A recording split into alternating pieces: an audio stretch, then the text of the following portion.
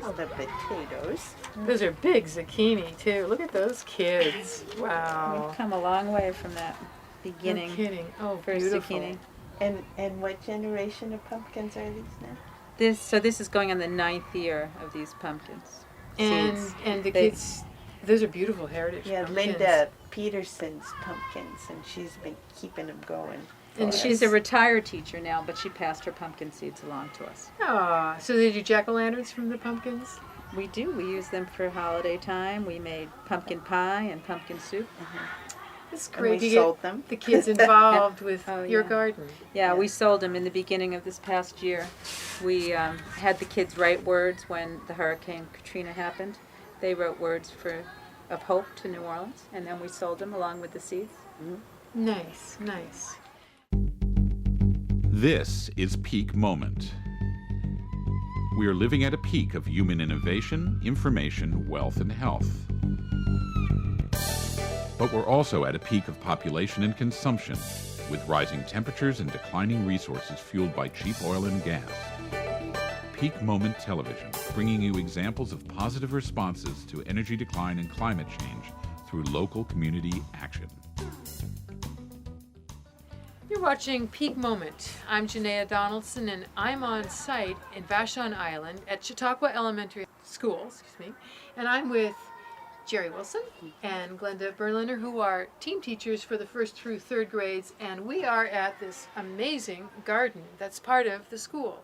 So I want to talk to you about, how did this start to happen? Tell us about the school and the gardens. Where did it begin? The school. Well, when the school first came here, so what did we decide? 11 years ago. Some parents had been involved with the master gardeners, and they put in this particular site, but it was just some beds put in, and they had some plans to make an addition to this garden. And there was not a lot of support from the community, and the garden was abandoned. Because there's a lot of weeding to do. There was one class, Linda Peterson's class, that worked on a couple of the beds, but they couldn't maintain the whole area, so it really got very weedy and seedy. And with a new school, you know, everybody was so involved with what was happening within the classroom that you didn't have a chance to kind of look outside. And then the time was right a few years ago, and the garden began to grow. What happened? Yeah. What Well, changed that?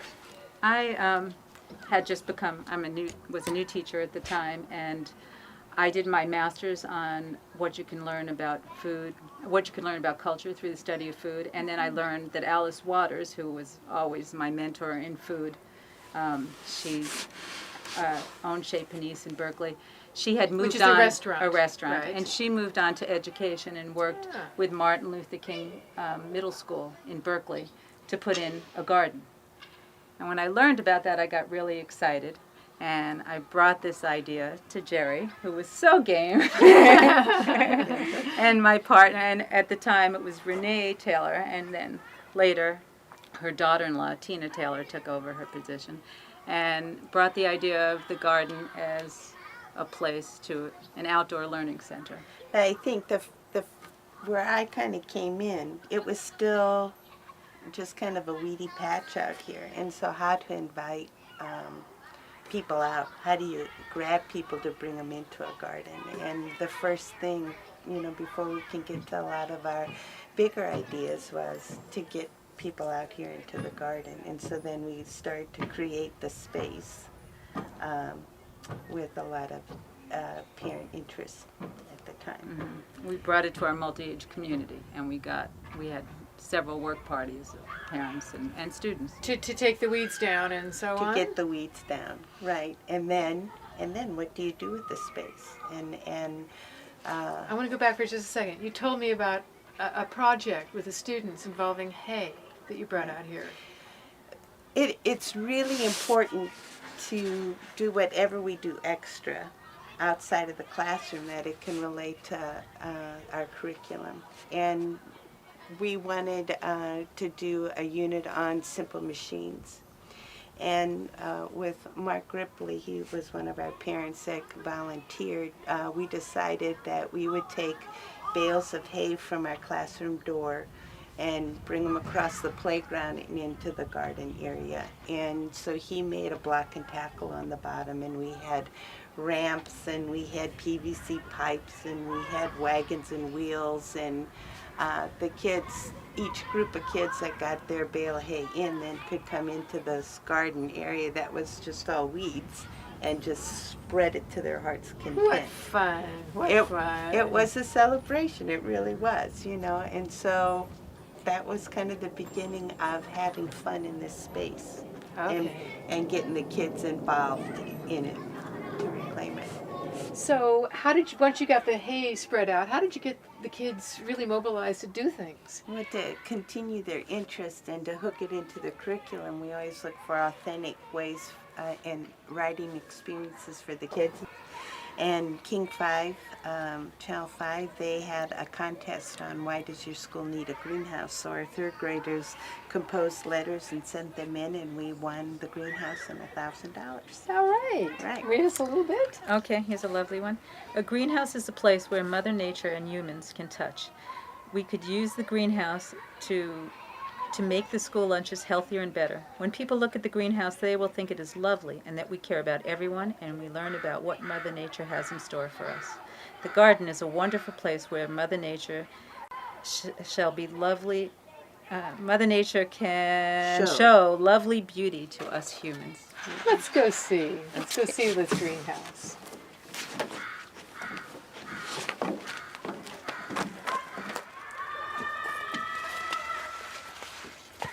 What fun, these sunflowers. So how do you use the greenhouse? How the kids use the greenhouse, really?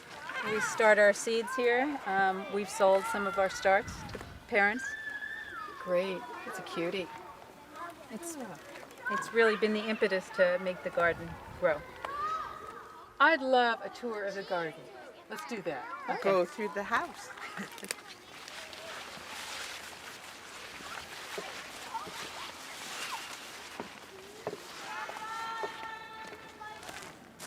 Gosh, what beautiful vegetables. What did you do once you had the greenhouse going? When we won the greenhouse, King 5 Evening News came out to honor us for winning it. And the kids picked the lettuce and we brought it into the greenhouse. We always had the hope of bringing healthy food to the cafeteria. And after that, last year the district wrote policy on healthier food and getting the soda machines out of the school district. So the greenhouse really spurred a lot of things to happen. And the community got involved at that point. The community. Let's take a look at how else and who else got involved with your community. Great.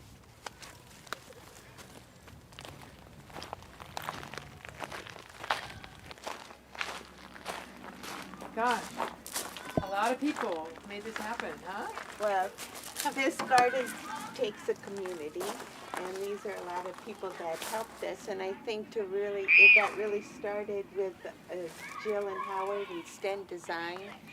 And then once we had a plan of our partners in education, PI, they saw that we were really serious, and we wrote a grant to them, and they let us get Trish Howard as our garden coordinator. Mm-hmm. And that really solidified this as a garden. And now the Vashon Garden Club are one of our sponsors that have really helped us to continue this garden. But it's taken Vashon. It's taken to a help us. community. I mean, what I see there is a whole community involved. Yes, it's taken the community to get our vision going. It's incredible. And so what's the plan? You have a plan for this, right? Yeah. Somebody put together? Yeah, we could show you the plan Okay, that Jill drew up with some other people. And Would you like to see it? yeah, it's got some lovely, it's got the beds in it, Yes. and it's got this border, this lovely fence border. And it has our future projects Aha. on it also. Let's take a look at what's here, and let's take a look at the future, both on the plans. Okay. So this is kind of where we started after Jill did the plan. And this was, we spent some of the money that the kids raised in the community of parents planting it, and it was a part of drawing people in school into the garden. I can see why. I mean, it's like drawing the honeybees in, right? I mean, the colors and the plants, it's beautiful. So what's this? So is it all just flowers? No, you got some. We have apples as well. We're gonna espalier those apples. And eat them. We cook with them. We'll make some apple pie this fall. We're very proud. These are our first apples we're coming this year. Yay, Washington apples. Okay. And you said you're going to try and have this be drought tolerant. After it's established. Okay. Lovely. And everything's organic. Of course. Of course. Healthy.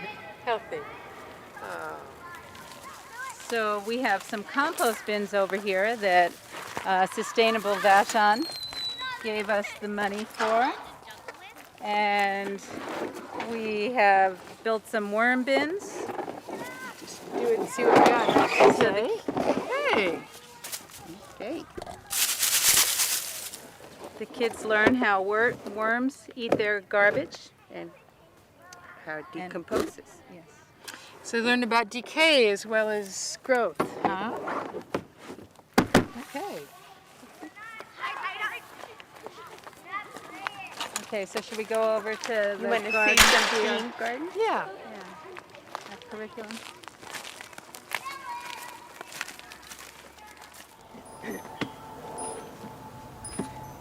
We're beginning to build our theme gardens that go along with our curriculum here at school. And right now, this is going to be a colonial herb garden. And the kids are really going to learn how important plants were to the colonial life and that they didn't have drugstores to go to.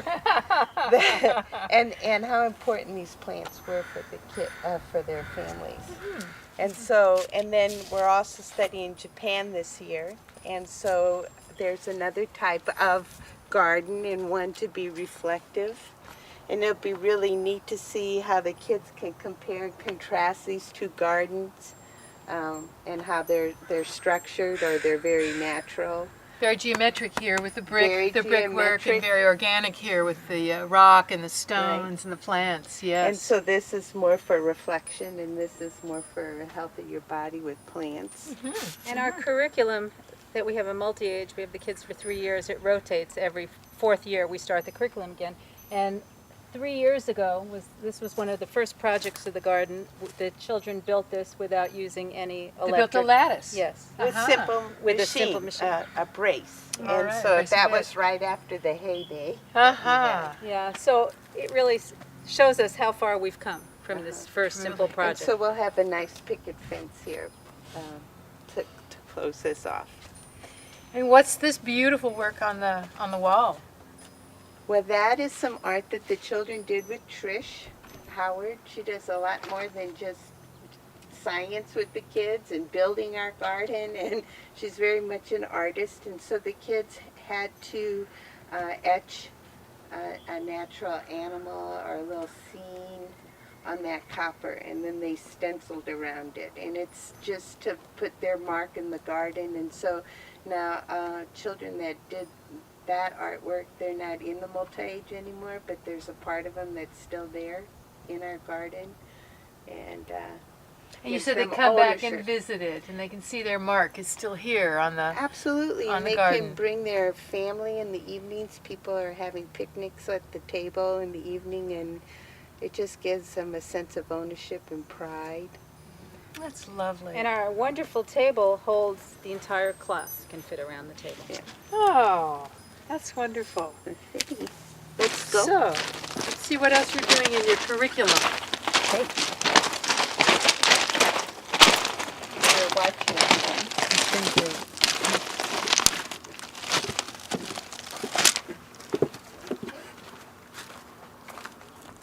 So, how else are you using the garden as part of your curriculum or the students' involvement? Well, in this year's cycle of curriculum, we really needed to teach the kids about insects and spiders. And so in the fall, we were out here, looking for spiders and where they were. And how their webs were. And then in the spring we studied mason bees. And Mason mason bees, bees, okay. right? And the kids made these mason beehives, and we did a big display for the science fair. But mason bees do not produce any honey, and so they don't have to protect it, so they're not really mean, or want to really sting kids and stuff.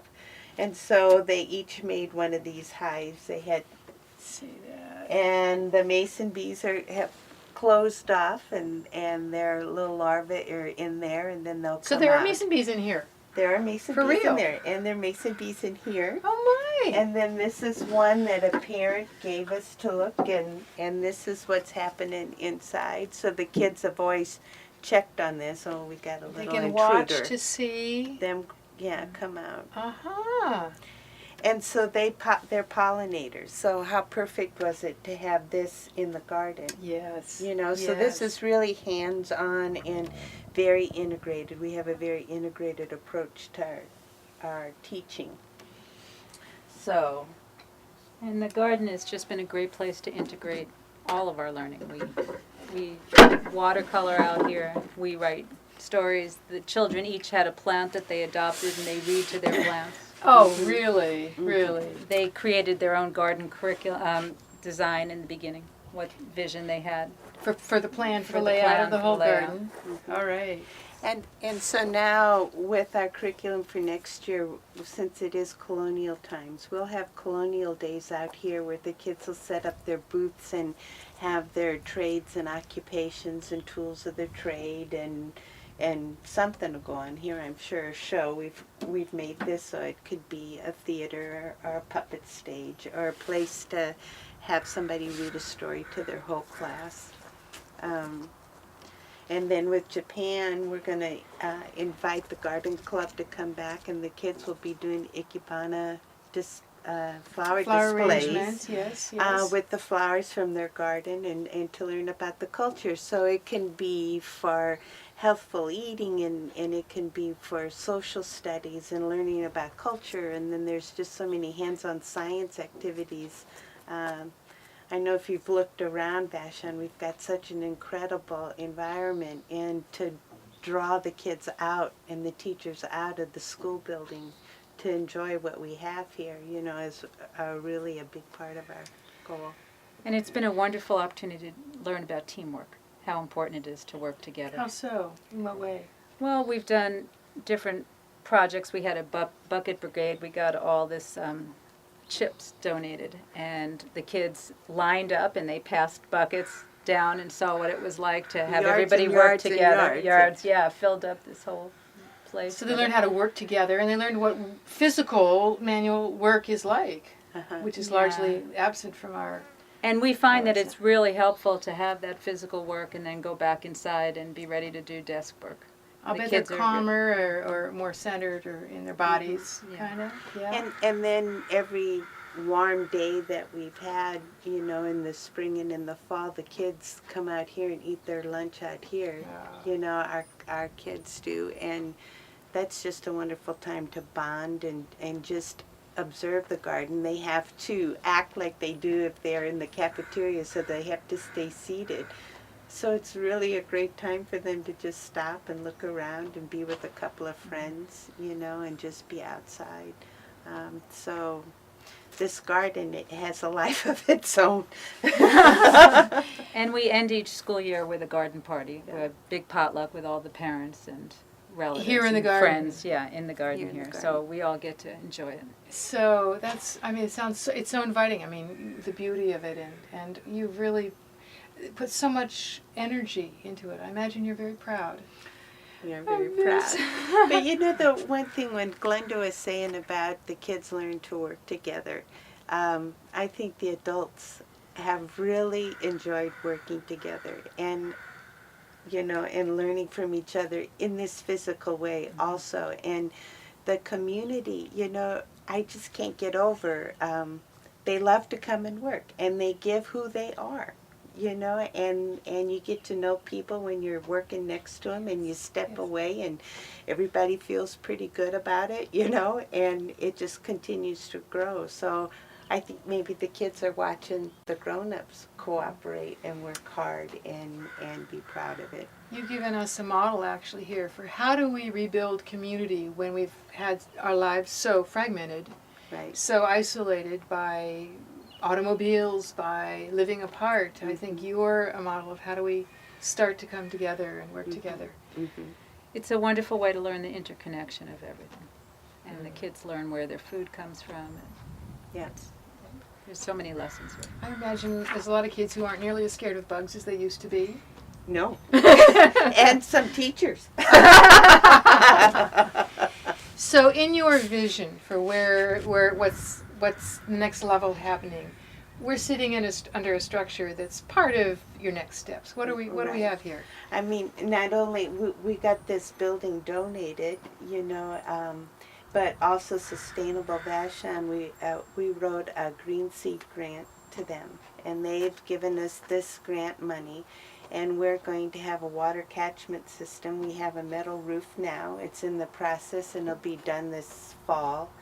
And so we'll show the kids how we can collect the rainwater and use it to irrigate, the garden and how we can save water. And I think it's so funny to look at this roof and then to look at the roof that we have on our school building. And maybe through this grant, it'll plant the seeds of what else we can do on a larger scale in our school district, but to collect the runoff from our huge building there. So I'd like to see if the kids can make that connection. But, that's just a small little dream or goal, or, well, wouldn't that be cool? But, that's the way great things That's right. happen. You start Just with a little seed. Which reminds me, you told me something about seeds and Yes. the kids. Tell me about that. Well, Seed packets or something. Well, the seed packets came last fall. There were seeds everywhere and on From the the heads. plants, And yes. and Jill Sten helped us with Trish, and we collected all different kinds of seeds. And so the kids had a little packet that they had to fold up, and they had to draw the flower on the front, and they had to the watering and instructions and how far to bury them. And so they had to write on the back, and so the kids sold them outside of school, and then people just would come to our classroom door and say, "Can I buy some?" And they made, what was it, $426 dollars, and we sent it to the Red Cross for the Katrina victims. And so it was such a great fundraiser because they weren't asking their parents for some loose change. They did something, and at times it got a little monotonous, and hard to write because these kids are little to write on a small surface, but then they were so grateful that they could do something, and they did it. And they actually sold them as They well. They had a sold table They did their set own up and they selling. sold as All well. right. And in that part, we sold a lot of the pumpkins, too, to raise that money. And so this year, we're growing potatoes, and hopefully, if the bugs don't eat them all, for the food bank. So every year, we wanted to have a community service project that's attached to the garden. There you are making more connections, right? You're giving back to the community. Yeah. They're seeing that what they can do can be part of the local economy. Here, and that they have something to contribute. I think you're doing something here that a lot of schools aren't yet, of having children say, "You are an important part of this community. We need you here. We're not going to just stash you away at school." Mm-hmm. You're doing something of value here. And I'm very thankful for the Vashon School District because they do let us dream, to go forward. And it's been very fortunate, I feel, that I could teach at a place like this, that we can think outside the box and then have something be created that the community is so into, and the kids are too. A very special place. And our hope is that it'll extend to more and more of the school. Right now, a first grade and a fifth grade classroom are working together, and they have one of the garden beds, and it's wonderful to see that so you're relationship. seeing what are you observing happening with? That's a pretty big Well, area. it's a wonderful mentorship. And I think, you know, one teacher was really, she likes to garden, and she brought out another teacher that hasn't done a whole lot. One of our future goals is to write a grant to get some more wood for our beds, and we want to divide them up. Instead of having 6, we'll have 12 smaller beds. And so, you know, maybe towards the end of next school year, you know, we'll be on our way there. And so more classrooms can come in to have a little space in the garden, since we've done a lot of the groundwork. You know, now we can focus on just the science of it. And so we're really trying to open it up to the rest of the school and to get them out. We're fishing. Yeah. I would imagine it's not too hard. So you've got a vision of the whole school being involved. You've got parts of your whole community already involved. Of seeing, in a sense, some of this expanded to your rainwater, perhaps on your roofs of your main school. Who knows? And we even dream on for the district. Because the high school does have a horticulture department, and so to be able to work with the older kids there, for these kids to work and with also those to kids. get the kids interested now, so by the time they get to the horticulture department in the high school, you know, that maybe we can really drum up some business for them. Not sure if it's true at Vashon, but it's true in California, is that most of our farmers are older, and farming hasn't been seen as a status work, a vocation to go into. I have a seed hope for you that says some of your children will go on to saying, this is noble and important work, and it matters, and I want to be a farmer. Right here. I think that there are a few of our kids that I could see them going. I had one little boy, we had a reward time, and we got popsicles, and he said, I don't want a popsicle. Can I have a lettuce plant? I said, okay, here you go. You've got your start. Yeah, we got our Thank start. you, both of you. This has been a wonderful tour, a wonderful conversation, and I hope to visit you in 5 years and see what your visions have become. Yeah. Thank you. Thank you. Thank you. This is Peak Moment, and I'm Janaea Donaldson. Join us next time for community responses for a changing energy future. Thank you.